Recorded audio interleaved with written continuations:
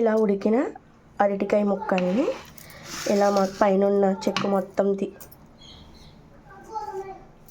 తీసేసి ఇలా ప్లేట్లో పక్కన పెట్టుకుందాం. ఇప్పుడు స్టవ్ పై కడాయి పెట్టుకొని కొంచెం ఆయిల్ వేసుకొని మనం కట్ చేసుకున్న పోల్చుకున్న ఈ అరటికాయల్ని మధ్యలో కట్ చేసుకొని ఇలా చేత్తో మెత్తగా స్మాష్ చేసుకొని వేపుకోవాలి. ఇలా స్మాష్ చేసుకొని వేపేసుకోవాలి.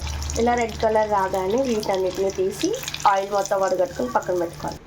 ఇలా వేపిన ఈ అరటికాయ ముక్కలన్నింటిని మళ్ళీ స్టవ్ పై కొంచెం ఆయిల్ వేసుకొని కొద్దిగా పసుపు, కొంచెం సాల్ట్, కొంచెం కారం కూడా వేసుకొని కొంచెం గరం మసాలా కూడా వేసుకోవాలి. ఇప్పుడు మనం వేయించుకున్న ముక్కలన్నీ వేసి కలుపుకోవాలి. లాస్ట్లో కొత్తిమీర వేసి గార్నిష్ చేసుకుంటే ఎంతో టేస్టీగా ఉండే అరటికాయ ఫ్రై రెడీ.